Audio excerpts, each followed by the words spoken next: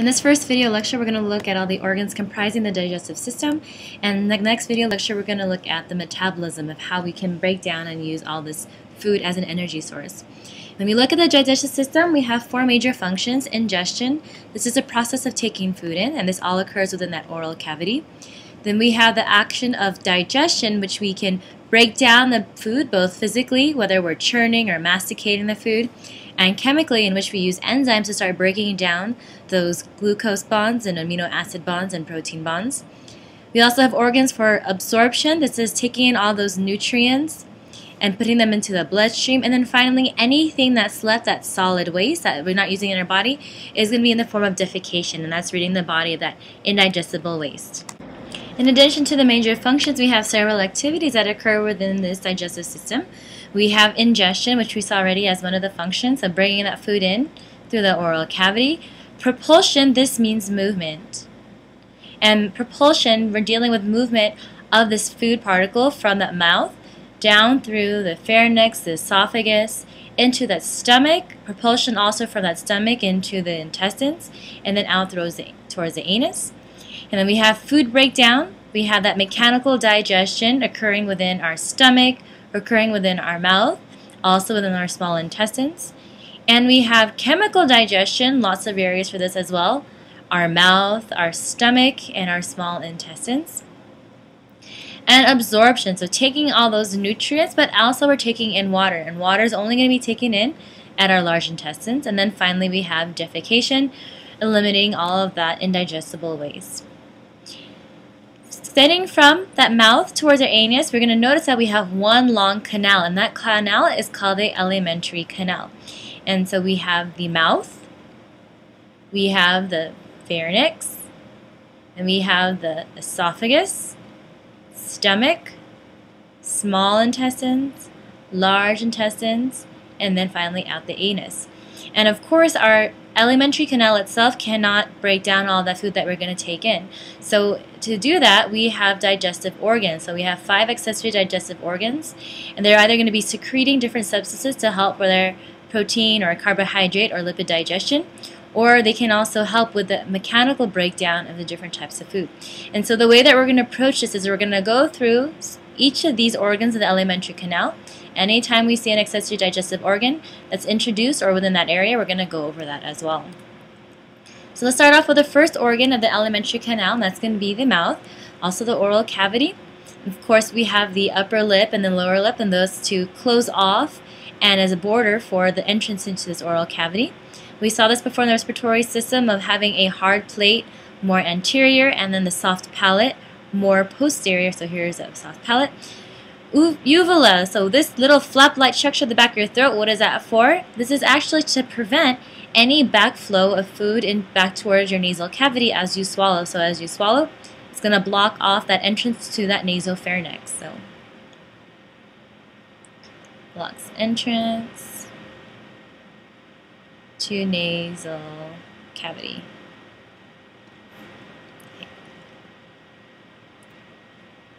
And the main function of this mouth is what's called mastication. The mastication, another term for that is chewing. But of course, you're going to probably see a fill in the blank again, and I will take credit only for this mastication. So just know that it's also known as chewing. And so this process of mastication, what is this for? So it's bringing food in, and we're going to start chewing it. And the purpose of that is to break down, increase its surface area. Here is a piece of pizza that you're eating. Looks kind of like a ghost. Okay, so you're going to break that down, and you're going to break it down to smaller pieces. And why is this important? That's because as we break this down, what else are we adding into our food? We're also adding that saliva. So saliva can help coat all these food particles. It also has digestive enzymes within saliva. And this, by increasing that surface area, it's going to be able to break down this food even further when it hits that small intestines, and we can allow for more absorption to occur by the time we reach that small intestines. Swallowing, how is that initiated? It's initiated by the tongue.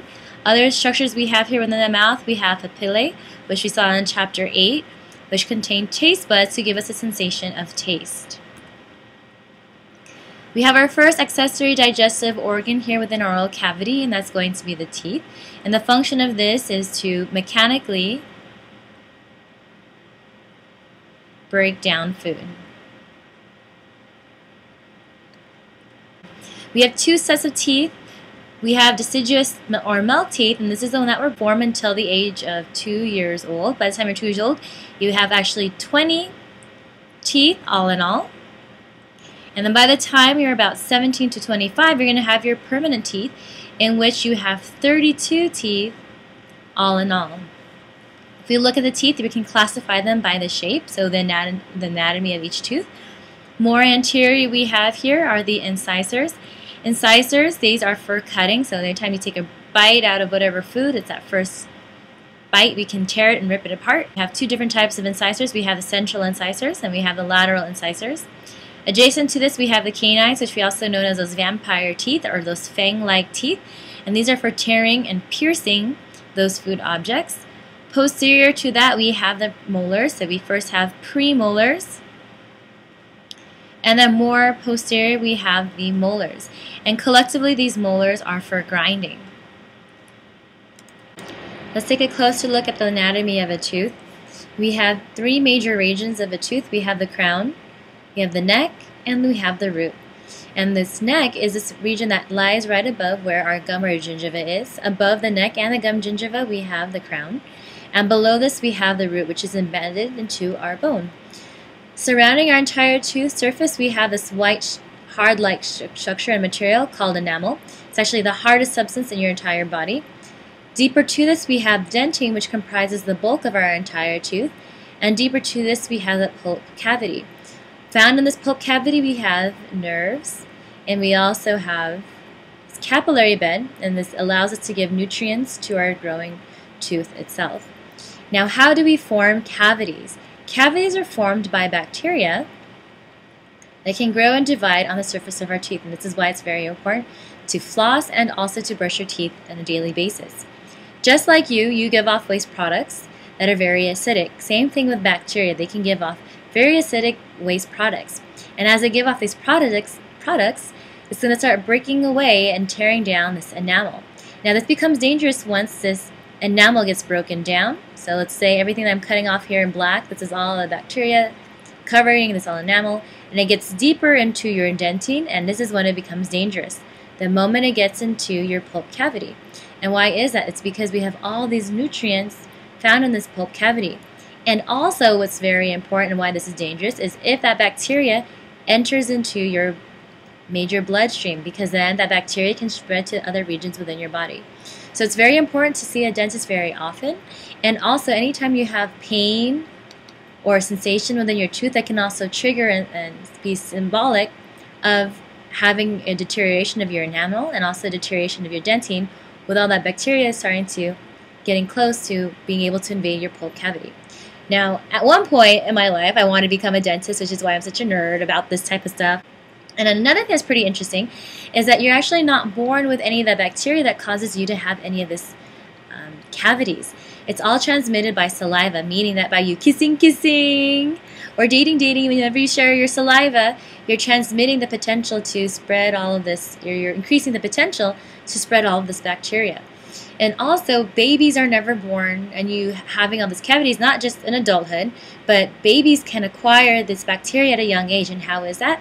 Anytime an adult puts some food into their mouth and gives it to their baby, that in turn is also spreading that bacteria to that baby. So more of the story, brush your teeth and dental floss.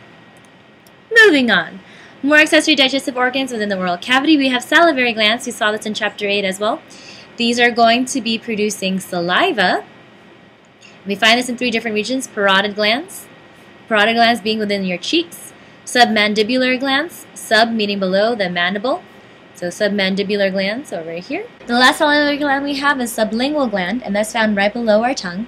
And the function of all of these glands is to produce saliva. Saliva is an excretion from the mucus and serous fluids, and it also contains salivary amylase to begin chemical digestion of starches. And what's also important about saliva is that it's going to start helping us form what's called a bolus. Next time you have a meal, I want you to put the food in your mouth, and you start chewing for about 30 seconds and just don't swallow. After you're done chewing, stick your tongue out, look in the mirror, and that's exactly what a bolus is. It's all of that digested food, well, the initial stages of digestion, both chemically and mechanically. And the function of this and purpose of this is taking all that food, breaking it down, and then increasing all that surface area so we can have further digestion by the time we enter the small intestines. But from here, the bolus, where is it going to enter? It's going to enter the pharynx, and the only function of the pharynx is to serve as a passageway of that bolus from that oral cavity to your esophagus. So passageway of bolus from oral cavity to esophagus. And remember, our pharynx is divided into three major regions. We have the nasopharynx, oropharynx, and laryngopharynx. And digestion only involves the oropharynx and the laryngopharynx. Starting from our oral cavity all the way down to our anus, we have smooth muscle layers, two of them actually, and we have an inner circular layer of smooth muscles, and we have an outer longitudinal layer of smooth muscles, and the function of this is what's called peristalsis. And this is an alternating of wave-like contractions that's going to be able to propel that bolus from our mouth all the way down towards our digestive systems for further breakdown. Okay, so here's this illustration of peristalsis. It's this wave-like contraction. So if you can imagine here, we have this area of the esophagus. We'll just imagine this is an esophagus. That's going to start contracting. And after that, we're going to have relaxation. Next, we're going to have this area. We're going to have contraction. And by contracting this area, so it's this wave-like contraction, we're going down this entire span of this alimentary canal. By doing that, we're going to start pushing along this food down that alimentary canal. Next area we have is going to be the esophagus. It's about 10 inches long, and it runs posterior to our respiratory system. We have that trachea that lines right anterior to this. You remember here we were going to branch off. You have the larynx here and the respiratory system, and then we have the trachea, and we have the bronchi. So make sure you understand and know that once we enter to this larynx, it's going to be that area where we can allow food to enter into our esophagus and air to enter into our trachea. And so here's where we're going to start breaking off. So esophagus, only part of the digestive system. Movement, we had that peristalsis, wave-like action that we saw earlier. And it's really the alternation of contraction that smooth muscles and the longitudinal muscles. And function is same thing. We have movement of bolus from pharynx to stomach. Okay, and I want you to note this, that both in our pharynx and our esophagus, we have no chemical digestion. Okay, so here and in pharynx. Okay, that's key. Okay, starting then from that esophagus all the way down to the end of our large intestine, meaning we're going to culminate at our anus, we have the layers of this alimentary canal are going to be composed of the same 4 layers. And so we have this innermost lining. Remember, anytime you have this nice hole or opening area, we're going to have a mucus layer. So we have this mucosa. It's surface epithelium because it's exposed to the external region. And outside of this, we're going to have the submucosa containing blood vessels and nerve endings. Those nerve endings are going to cause the contractions of all of these smooth muscles. Outside to that, we're going to have this inner circular layer. As you can notice here, if you do a cross section, that's why we can see the entire cell. As these contract, we're going to make this entire area smaller. We're going to pinch this in. And we have an outer longitudinal muscle layer found right over here. All of this, and as you notice, as this contracts, we're going to squeeze and shorten. Serosa being this outermost layer, so this is that visceral peritoneum. Then we looked at the pharynx and esophagus. So we're going to go combine all three of these different regions and how we can swallow. Starting off with this voluntary phase or the buccal phase of swallowing, and this is going to start here within this mouth. And all of this is going to be a voluntary action because you saying you're going to swallow something, swallow food, it's all going to be very voluntary, so the movement of your skeletal muscles. And that food, once again, is going to form a bolus. Good. And that bolus, by you swallowing, you're going to lift your tongue and force that tongue to move that bolus down towards your pharynx. Second phase we have of swallowing, which we also call deglutition, is the pharyngeal esophageal phase. Once we swallow, now this muscle area here, this is all involuntary. Remember, this is all smooth muscle, involuntary movement. So once we swallow, now it's up to those inner circular muscles and outer longitudinal muscles to start contracting to move this bolus down towards our esophagus. And this is all under the division of our parasympathetic nervous system.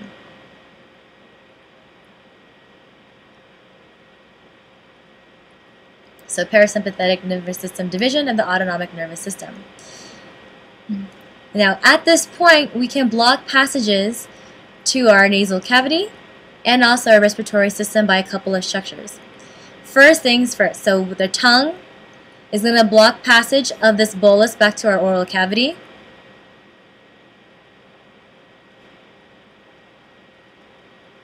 So prevents backflow to oral cavity. Uvula, remember what this is for? It's to block that process or block that passage towards the nasopharynx and that nasal cavity. And then finally, epiglottis, we're going to block the passage of that bolus towards the respiratory area. So block the bolus passage to the larynx, trachea, and your respiratory system.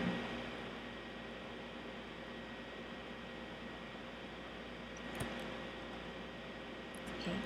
And so at the culmination of this second phase of pharyngeal esophageal phase, once you swallow, you're going to force that food down, that bolus down, and by swallowing this upper esophageal sphincter, so we have a sphincter right over here, that are going to close when you swallow. So once you swallow, this is going to contract, forcing that bolus even down further. Now once that happens, you're going to have that peristalsis, wave-like contraction, to continue the movement of this bolus downwards. Now down here, right when we enter this, when this bolus enters into our stomach, we have another sphincter that's going to regulate the contents in and out of our stomach, and this is called the cardioesophageal sphincter. And the way I remember this is that cardio deals with the heart, and also here we have esophagus, esophageal dealing with esophagus. And so this is that sphincter closest towards our heart. Here's our heart and our esophagus. Now it's going to force, the only time this cardioesophageal is going to be forced open is when we have bolus present right above it. So as this bolus comes by, we have the contraction of all these muscles in this direction. That's going to force this bolus downwards towards our stomach. Once that food enters into our stomach, now we're going to do a lot more mechanical and chemical digestion. And because we're combining these two, specifically here within the stomach, this entire process is called churning. And because there's lots of mechanical digestion going on, we're going to need 3 layers of muscles. We have the longitudinal, circular muscles, we saw these already, and the third one being muscularis externa. Stomach also serves as a temporary storage tank for food until we can finally empty our stomach out into our small intestines for a lot of the more chemical digestion. Before we get into that, let's take a closer look at the anatomy of the stomach. Bolus enters right over here at this cardioesophageal sphincter. This upper rounded area of the stomach is called the fundus. Down here, this is called the pyloric antrum. Majority of this entire stomach, this is called the body. We have 2 curvatures. We have this lesser curvature, and we have the greater curvature over here. Internally, if you take a cross-section of our stomach, we can see these nice fold-like structures, and these are called rugae. And the function of this is to allow expansion of the stomach. So when your stomach is not full and all of these rugae all these folds are going to collapse upon itself to create this nice wrinkle-like appearance. However, once your stomach is full, we're going to expand the stomach and spread out all of these rugae to have this nice flat appearance on the surface of this internal region of the stomach.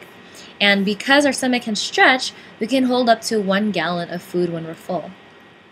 Here's a closer look at the rugae of that inner mucosa of the stomach. Anytime we have an enclosed cavity, we're going to be lining the layers, the outermost layer of the organ, and that's going to connect to also the outermost layer of the entire cavity.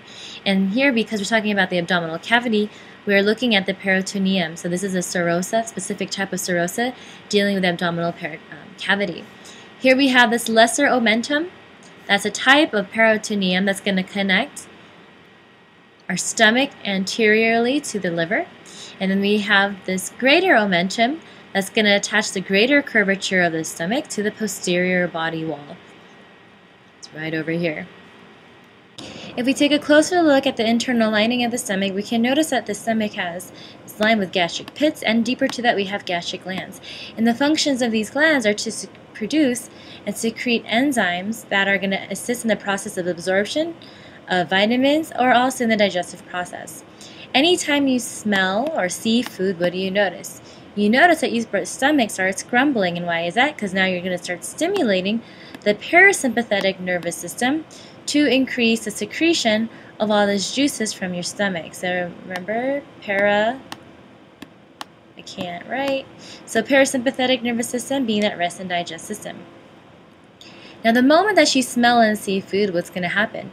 You're going to secrete the digestive hormone from enteroendocrine cells. And this is going to start and initiate the downstream effects of increasing the production of all these downstream enzymes. One enzyme you're going to secrete is intrinsic factor, and this is going to increase the absorption of vitamin B12. Chief cells, and this is going to produce protein digested enzymes called pepsinogen. So that's what you see over here, pepsinogen. Parietal cells, these are going to produce hydrochloric acid, which we abbreviate as HCl, right over here. And this is going to be used to activate our pepsinogen. So here we have pepsinogen. It's inactive when it's secreted by the chief cell, but only when it combines with hydrochloric acid will it be in its active form of pepsin. And we need pepsin to start breaking down our proteins into amino acids. Now another thing that we have in this area is because we have all this hydrochloric acid that's very acidic, we need to help protect our inner lining of our stomach. And to do that, we have mucous neck cells that are going to produce mucus. And this mucus is going to prevent that acid from destroying the tissues lining our stomach. Other enzymes that we have in our stomach for protein, we have pepsin that we just saw, activated in the presence of hydrochloric acid. And we also have another protein called renin, R-E-N-I-N. And renin, what that's going to do is going to be used to digest milk proteins in infants. In the stomach, we have both mechanical and chemical digestion. Mechanical, we have a process called churning, which we're going to get into in a little bit. And chemical digestion, this is where we're going to start initiating the breakdown of proteins.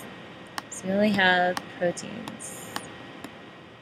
T-E-I-N-S. Absorption in the stomach, there are two things that I do want you to know that we're going to be absorbing. And that's going to be alcohol, which I'm going to abbreviate as OH. And you're also going to absorb aspirin.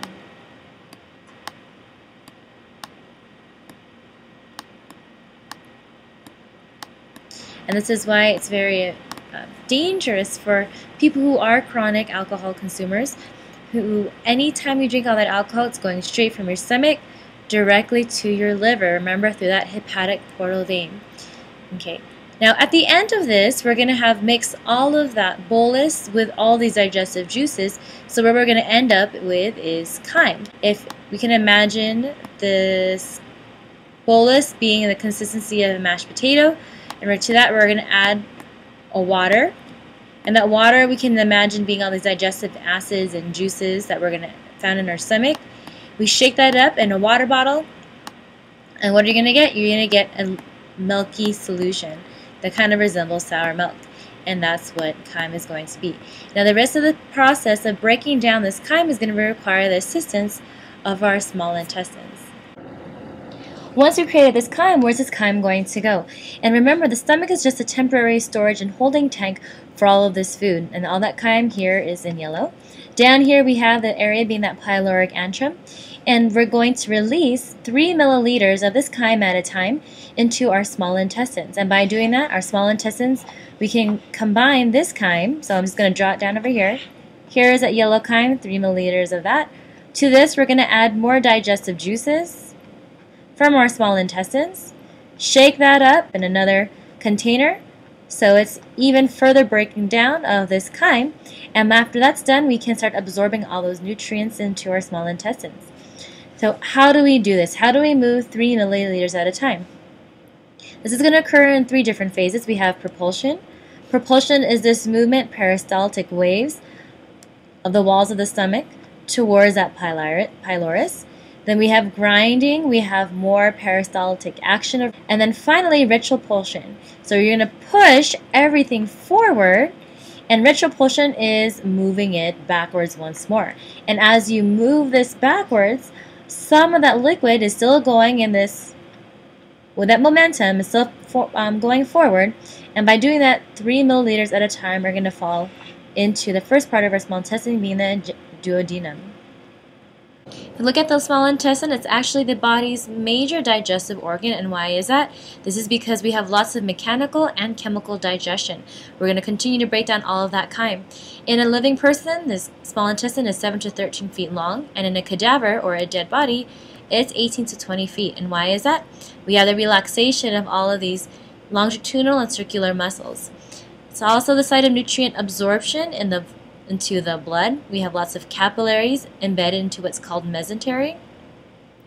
And we have a muscular tube extending from the pyloric sphincter all the way to the large intestines. We have 3 major regions of the small intestines. We have the duodenum. This is a 5% of the entire length of the small intestines. This is the first region of the small intestines that's closely attached to the stomach. Jejunum is the second region, and that's 40% of the entire length of the small intestines. Third region is the ileum, and this is 60% of the total length of the small intestine. So it extends from that jejunum to the large intestines, and it culminates at what's called the ileocecal valve. And so the ileocecal valve from here is going to enter into that large intestines. Now, the way that I remember this order is DJI, because in high school I wanted to be a DJ. So it's like, that's how I remember it. DJI. Ooh, ooh. Okay. Small intestine anatomy. We have all the absorption nutrients, and so of course for absorption what do we need? Increased surface area. And we can accomplish this by these finger-like projections at the cell surface, and these are called microvilli. Here I'm just going to draw is that lumen of that GI tract, and here on the other side is also more microvilli. Just imagine there's more cells in this area. And so anytime that food's going to start coming in here, all that chyme mixed with more digestive enzymes from the small intestines, we have all those food particles now bathing inside this lumen, and we can absorb that into these microvilli. Here's that individual cell that we saw in that last slide, and the microvilli are right on the surface of this. And in order to increase even more surface area within our small intestines, we can line up all of those cells, those simple columnar epithelium, and facing out all that microvilli on this outside, more surface area. And in turn, we can create even a bigger projection, and this is called a villus. So we had a microvilli, micro being the smallest of the villi. This is on one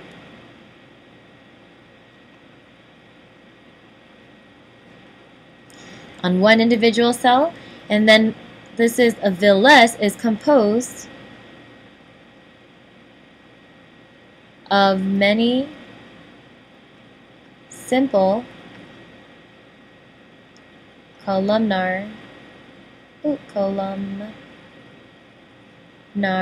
epithelial cells. Okay. So this is on villus, even more surface area. And if you notice inside each of these villas, we have this lymphatic, capillary, right here in green, and then we also have in red our capillary bed for the cardiovascular system. And so what leaks into these capillary beds, the green ones, we call these lacteals, and this is where we're going to bring in all the absorption of those fats and those lipids. Everything else is going to enter into our capillary bed that's part of the cardiovascular system, so the glucose and amino acids.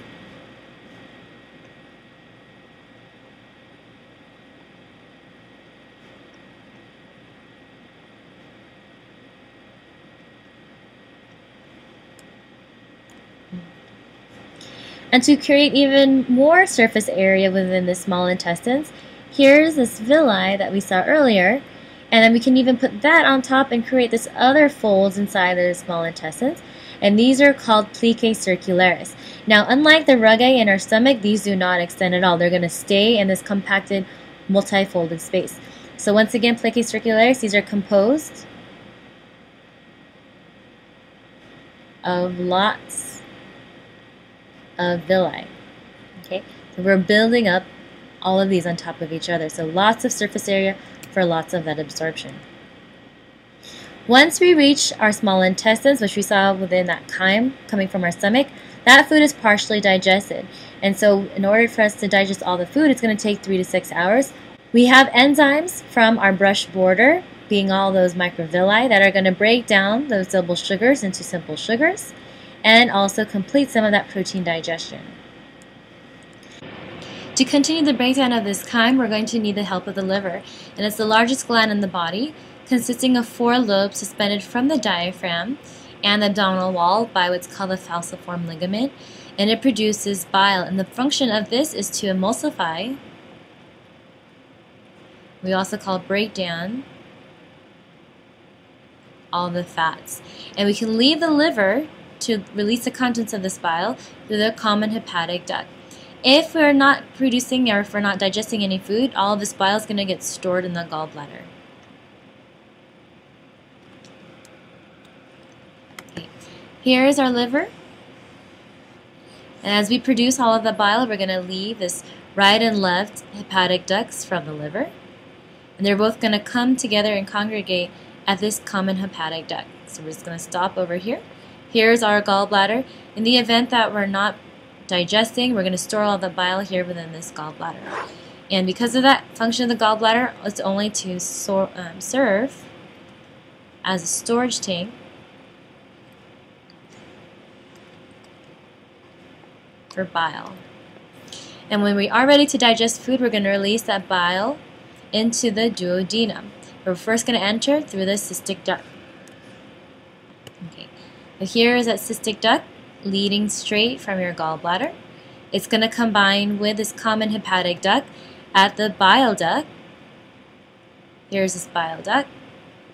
It's going to enter out this way and exit through this hepatopancreatic ampulla. And so hepato dealing with our liver, pancreatic dealing with our pancreas, and at this region, we're going to combine both of these digestive enzymes from our liver and our pancreas and release that into our duodenum. Now let's go over our pancreas since it's part of this digestive process. We have lots of pancreatic enzymes, so pancreatic amylase, digestion of starch, trypsin, chymotrypsin, carboxypeptidase. All of these are going to be used for protein digestion. And also we use a lot of trypsin, chymotrypsin in a lot of lipases. This is for fat digestion.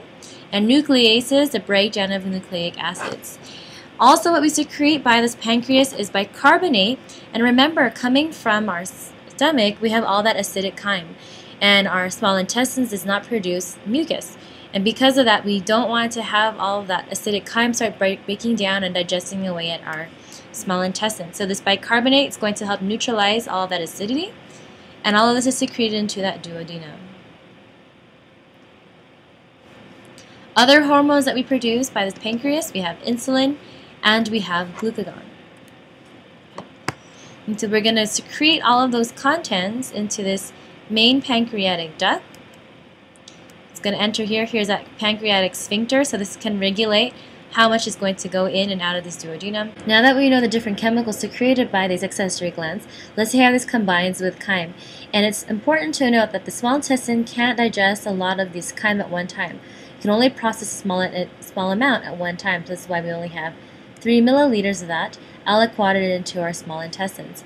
And of course, that's all regulated by our pyloric sphincter. So let's see how this is done.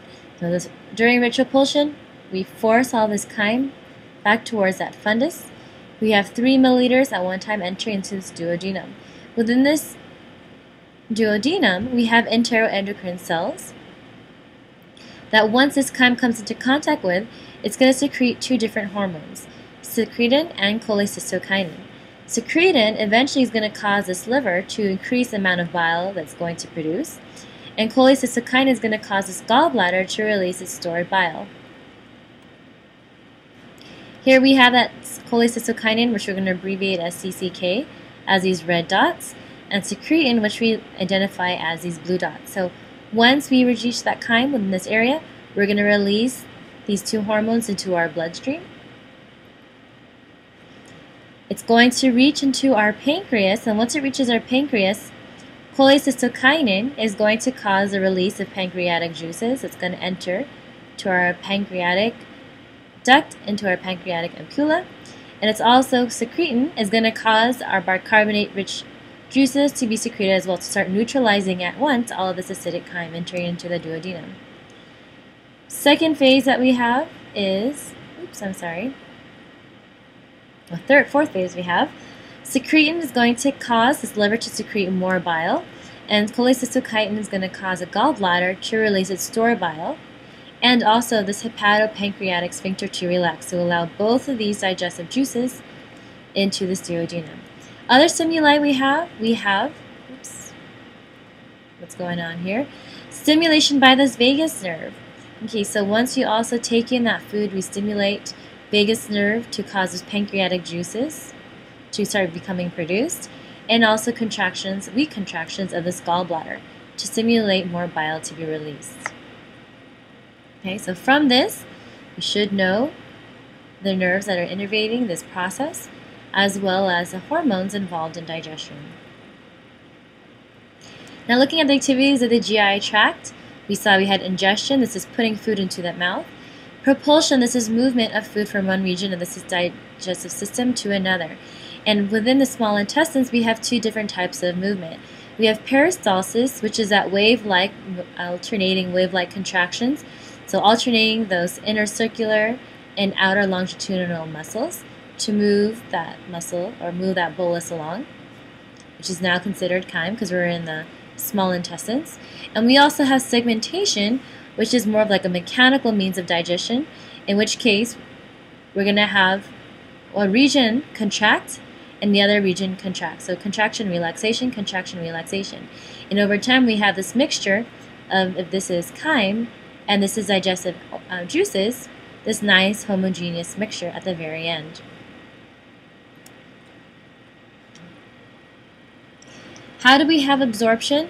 If you remember, we have at the capillary bed cardiovascular system.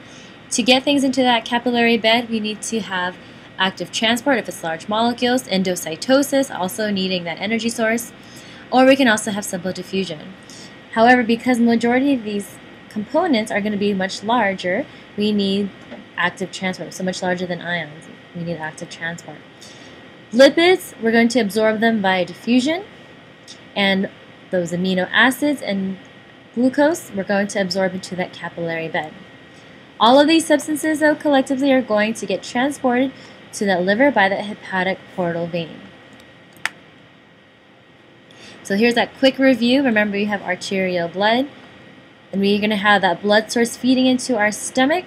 We're also going to feed into our small intestines and our spleen, and eventually all of that is going to get brought into this hepatic portal vein, which we then can bring into our liver. So our liver can store all these nutrients, but it's also going to absorb those toxins, absorb that aspirin if it's going to that stomach, and it's also going to absorb all the alcohol as well. Next organ of the alimentary canal we have is the large intestine. This is 5 feet long. It extends from this ileocecal valve, so it's the last part of the small intestines, all the way down to the anus. Function of this is reabsorption of water and elimination of waste. And does not participate in digestion. Merely absorption of water here. And because of that, we have no villi present. So it's really key for you to understand that all the digestion, or a good portion of that digestion, is going to occur within our small intestines. Also being why it's so incredibly long. What we do have in here, though, is mucus lining our entire large intestines, and that's produced by goblet cells. And this helps assist the passage of feces through our entire large intestines. We have several regions comprising our large intestines. The first area we have here is the cecum. That's where that food is going to first enter. Next, we have the ascending column, ascending going up, transverse going across, descending going down. Then we have the sigmoid right over here. And we have this rectum, where we have that feces stored before getting expelled by the anus. Food breakdown and absorption in the large intestines. Of course, why is it that we sometimes flatulate or have gas? And that's because we have resident bacteria in our body that can start breaking down and digesting food that we cannot digest ourselves. So cellulose, corn, beans, a lot of those cellulose within those beans, we can't break that down. So who's going to consume it and break it down? That bacteria. And as they break these food particles down, in turn they're going to give off waste in the form of gas, which then you pass as farts or flatulence. Absorption of water and vitamins K and B in this area, and anything else eliminated through feces. So we have undigested food residues, we have mucus, bacteria, and of course you have some water. Also, what's important is fiber. Why is that important for your body? Well, fiber absorbs that water, and it assists in this process of moving all of that feces along your large intestines much faster. How do we move feces or that waste through your large intestines? By the action of peristalsis. We have slow, powerful contractions about 3 to 4 times a day, and that's going to eventually force all of those contents towards that rectum. So once again, importance of fiber assists in this process of strengthening those contractions of the colon and also softening your stool. How is it that we defecate? So once we have feces in this rectum, we're going to cause what's called the defecation reflex. In our anus, we have 2 different types of sphincters. We have an internal involuntary sphincter and an external voluntary sphincter. So once we have feces within our rectum, this is going to cause the walls of our sigmoid column to contract and our rectum to contract. It's going to cause the anal sphincter to relax, that smooth internal one that we have no control over, and that in turn is going to allow us to stimulate our external sphincter. So that's why you can control, and you can control whether you're going to stop and continue to go. Diarrhea, this is from watery stool. So if you have food that's residue that's rushed to the large intestine, but you don't allow enough time to absorb all that water. And constipation occurs when you have that food residue in your large intestines for long periods of time. Or also, if you're dehydrated, your stool is going to be hard, making it more difficult to pass. Also, it can be, as a result of constipation, those hemorrhoids that you can start occurring as if you push too hard. Right? So it's important to drink water and take lots of fiber. And that's it for the first part of Chapter 14. I'll see you in the next video lecture.